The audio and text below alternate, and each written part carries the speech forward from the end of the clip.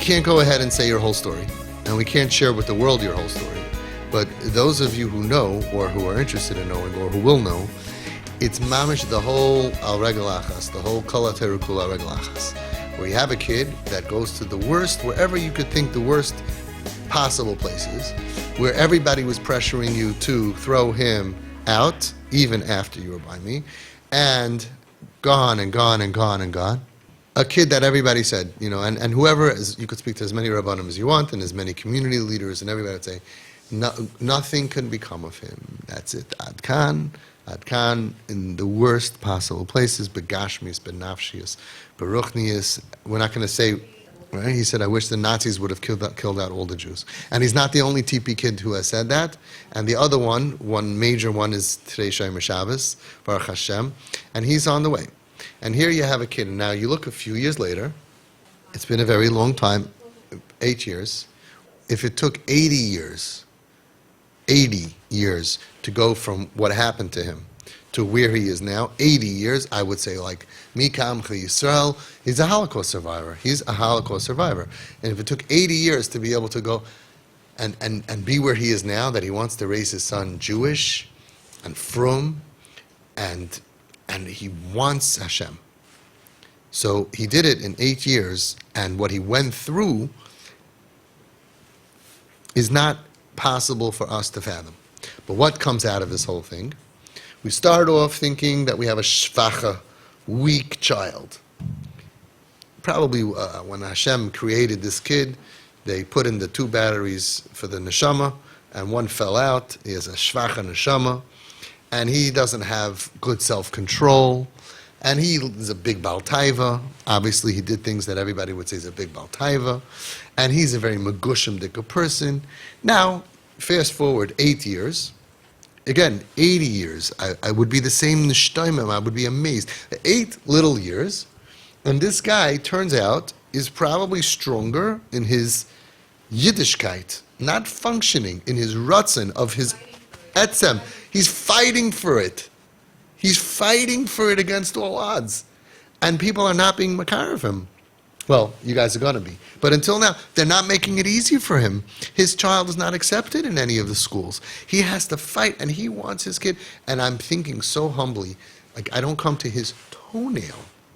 Regular kids who grow up normal, if there's any left, would they fight for Hashem after being stepped on by frum people in the name of Hashem and ostracized and thrown out and all his whole journey? Those of you who know, turns out he might be Eliyahu Hanavi. Pretty much, he is a gibor atzum. He's probably the strongest neshama that we have, because it doesn't go by, I had a wonderful life and I daven mincha with minyan. That's not how you can tell regular life, regular people. You know how you could tell the strength? He was shattered and battered. Now, the world still doesn't look at it like that. They'll say, well, he's not this and he's not that. They'll tell you what he's not. But if someone gets hit by a car and they break every bone in their body and they're in bed for 8 years, broken back and broken neck and broken knee and broken legs and broken, right? A friend of mine, he got into a car accident. He broke his collarbone, his ribs, his hip. I mean, he's locked up in bed he was in the hospital for months and months. And then you see that guy get out of the wheelchair and start walking, and he's sweating, and he's walking, and I'm going to walk, and then he starts running, and he starts building himself up. Maybe he's not as strong as somebody who didn't go through, but he's much stronger as a person, as a human. Everybody understands that, right? Somebody goes, if you decide to run on the marathon, it's very nice, and you had to exhibit a lot of self-control, and you had to train. But if someone who had broken legs is now walking 5 feet, that's more self-control than you will ever do for anything in your life. I look at him, what will I ever do in my life? In all of our lives, in all of our children's lives, the healthy ones, the not kips, what will any Jew do as strong as what he's doing for Hashem? For Hashem. Hashem doesn't look at it and say, oh, he's a regular kid, he's a normal person, he daven mareh with minyan, he is the greatest person in the world. He judges effort. It's so pashut like that. And Hashem knows all of his pain. And what happened to him is one of the 5 luckiest, most, going to give him an award, most traumatized Jewish kid ever. Top 5 in our group. And we have a pretty, from Tzara Agra. Severely traumatized, everything going against him, and he's fighting for Hashem. It's such a kvod shamayim. It's such an unbelievable sign of what a Jewish neshama is. If I had to go ahead and pick somebody, and I'm not exaggerating, I mean, you could do a lie detector test, I'm not lying. If you had to pick, like, Jew of the Year award, it's not like what it looks like down here. In Shamayim, it's not like just the guy with the shine aboard, and nothing wrong with him, by the way. I wish we would all just have a shine aboard and have a happy life. And there's plenty of nisyanis for us normal people. True. But him? Gadol Hadar. He's the Gadol Hadar of Yiddishkeit.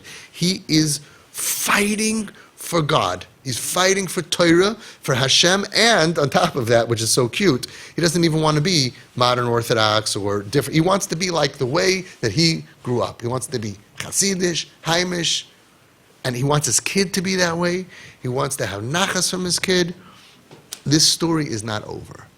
You've been through 8 years of Gehenna. Now you have the spark. Now you have the nachas of seeing.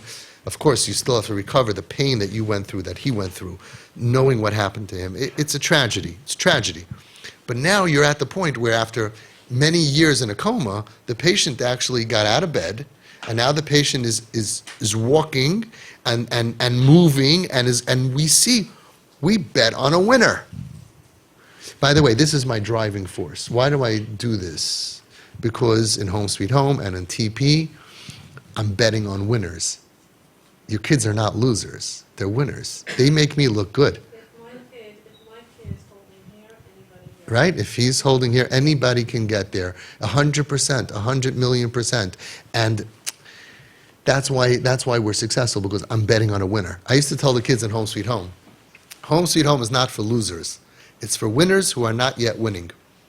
If I didn't believe that this kid is going to be a winner, how could I be mashkia and invest so much kaiches into that kid? But we're not. We have winners, but what we don't realize is they're not stam winners. He's a Gadol Hadar. You're the mother of the century. Unbelievable. Because it's easy now. It's not even easy now anyway, but it's easy now, but 8 years ago it wasn't easy, and 7 years ago, and 6 years ago, when nobody was clapping for you. You were sitting here in group, crying every week, right? And suffering. And for you to be able to talk and to praise Hashem publicly is next level. I'm so happy to be able to witness this. And Mirza Hashem, he will continue. And there's a story here. There's an neshama story here. We have to become, once you're in TP, once you're dealing with crisis, we have to get out of the world, and we have to start thinking neshamadik. I wanted to say another thing. For this boy who's going to grow up and to be super, super amazing in Klal Yisrael, for some reason we don't know why this happened, but his neshama is now being a part of our nation, and one day we're going to enjoy his wedding, and we're going to see what happens with him. I always say, it's okay, Hashem, we don't need a Holocaust, because a Holocaust would be a great story. And then the Germans came, and he became the general, right? And then he saved 10,000 Jews, So let's just be happy without the Holocaust ending. Let's just be happy with what we have. The message is we're on a roller coaster ride. The simcha that you can have that. And the question is, we all hear these messages all the time, and yet the next time on the next super duper looper, we lose everything. It's like, how many things does he have to do for us to finally trust him? You know what I mean? We look back and we say, oh, you see, everything, her story is amazing. All the things that were so terrible, it ended up being l'taiva. So why did I lose all my hair and go gray? Because I didn't trust in Hashem. So now I do. Until the next thing. And it's like, woo! Maybe you forgot about me. That itself becomes... You're a walking Mussar Sefer, and you're very intimidating right now, because you're going to look at us people, and you're going to be like, don't become a kanai on us. Remember, you used to be just like us. But you used out your nisayon in such a magnificent way. I mean, I've never seen anything like it. Tremendous. You're a great mother. Mitzvah Hashem, we're going to see the end of this story. It's going to be something amazing because he doesn't have a normal life. Yosef HaTzadik was thrown into a bar. He was sold to Yishmaelim. He was thrown into jail because he wasn't meant to have a regular life. He had a Yosef HaTzadik life. And this thing over here, I just want to give you CHIZUK with a story that somebody told me about his family. He told me that his uncle went off the derech and ended up going very, very far away from Yiddishkeit, and he married a guy, male. And they wanted to have children, right? You can get and these days you could have everything you want. So they wanted children, so they got a surrogate, and they ended up trying to have a child, and surprised by the birth, it ended up being twins. Okay?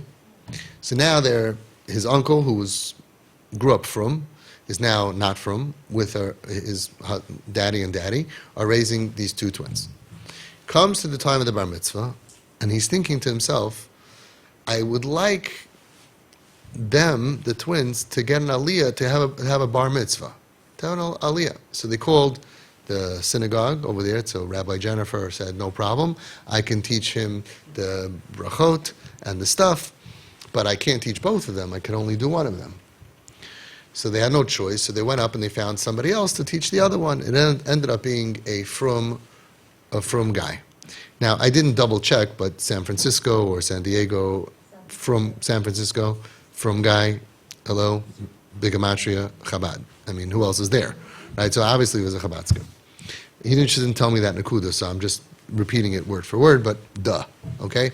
So anyway, so Rabbi Jennifer is coming to teach one kid of Torah and stuff, whatever, and this Geshmak Chabad guy, Rav, is coming and teaching the other one, and the kid really liked him. You know the story? You know the guy? I heard it, but I think it's Lubavitch. Well, it could be, that's why I said, he didn't say it's Lubavitch, but who else is in San Francisco? Anyway, so he's teaching, and after the bar mitzvah, the kid tells us, Daddy, I want to continue learning with Rabbi whatever. So he's like, oh, go, okay. What can go wrong? And then the other twin says, I also want to. So this guy started learning with these boys, 13 years old, in San Francisco, 14, 15, 16, 17, 18, 19, 20, 21 years old. They are two yeshiva bachrim learning in a mainstream yeshiva in Eretz Yisrael. Like, if anybody would have dreamed, everybody would said, give up on them. What are they, even Jewish? What are they? Where they come from? It's like, you know what I mean? Like, where there's no mother, there's no father, there's the gay parents with the derech in San Francisco, and they're mamish erlich yeshiva bachrim. They're mamish like the full regular, like, who are they going to marry? There's some other miracle story. I had a friend of mine, his son went off the derech 20 years ago. Baruch Hashem, I had a big schus. I was in the right place at the right time, and after many years, different story, not for now, but he moved into my house for a summer. 3 weeks later, he moved out from.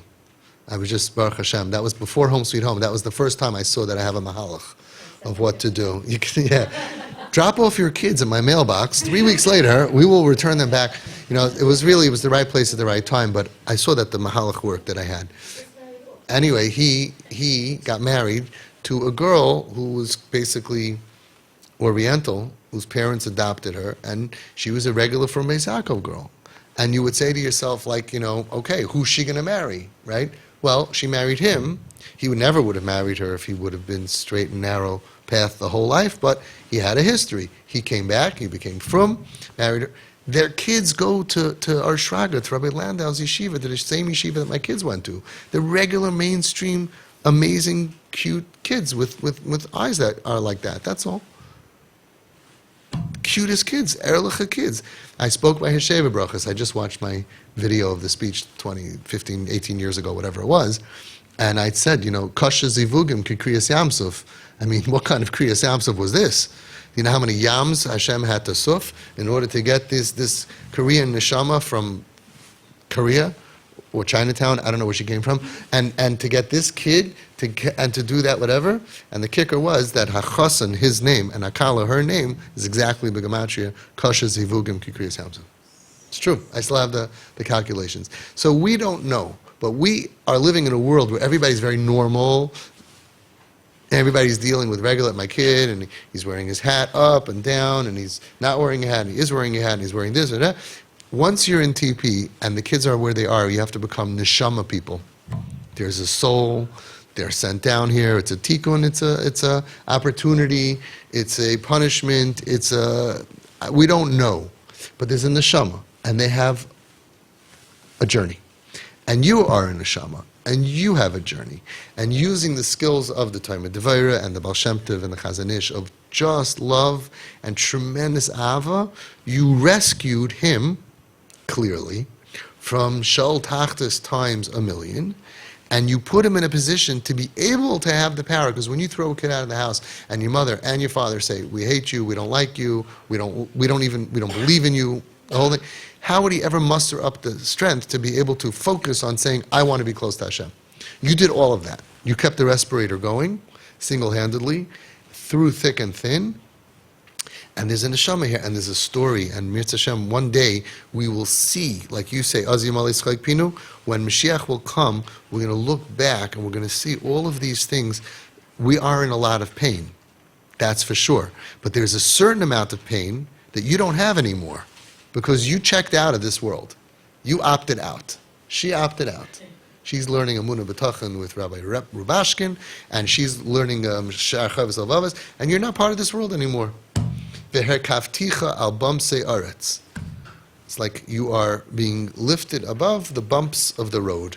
You're like, instead of walking in the midbar, you're on a hovercraft. You're 2 feet above the ground, smooth sailing. You lifted yourself up, because honestly, you would not have made it. You would not have been able to survive if not for lifting yourself out of this world. That's it. You're dead. You're just living here, and your neshama, you are a Shemayim Himmeldik person, because you could not have continued, you would never have made it. And you were forced to do what we're supposed to all do, but we can't do. You were pushed to it, and you raised yourself up, like many other people in the room, and you became a neshama-dika person. If I would have landed up in a movie, Yeah. nobody would No, if you would have been in the psych ward, nobody would question it. No, if you would be on all kinds of whatevers, nobody, you have every right. Instead, you opted out, you became just a neshama. Like you're just looking at the world as neshamas, and this is the crazy part, you're getting to see nachas. You're actually getting to see, because you jumped up, right, and you bound yourself to Hashem, totally, you're getting to see, Mirz Hashem, how there's an ending here that's not so black like we thought. So now, Baruch Hashem, you're fully supporting him. this whole thing started. And Hashem should give all your kids yeshuas and refuas, and along with everybody in the room. But you have to learn from her. Just jump up and grab and hold on, because otherwise you're not going to survive. You have no choice. And, I keep on thinking about you and so many other people. It's so inspirational. And when I try to apply it, it's so hard. And I keep on thinking, like, he didn't abandon us. You're proof of that. Hashem did not abandon us. Ki avi ve'imi azavuni, but not Hashem. Hashem yasveini. And you are proof that Hashem is there for you, and he's watching, and he wants something from us. And he cannot possibly want us to throw our children out and say, "I hate you," and have kas and roiges and all the opposite of the midas that he's asking us to follow, and going against the Chazon Ish and going against. And those people, Nebuch, that do that, they're wonderful people. Getting bad advice, and at the end, Seif HaKavod, loy lavoi. At the end of the day, because of that thing, they don't end up with the kids. You guys are working on your patience, your tolerance, your unbelievable people, regardless of the fact of your kids. Look at yourselves, you're unbelievable people. And you have to be a light unto the nations. You have to be a Mamlechas Kehana V'Gai Kaddish. You have to be the light in Klal Yisrael to show people, not just for their kids, for everybody. This is it. This is the way we are. That's the way we roll. So thank you for the inspiration. Please come back every single week.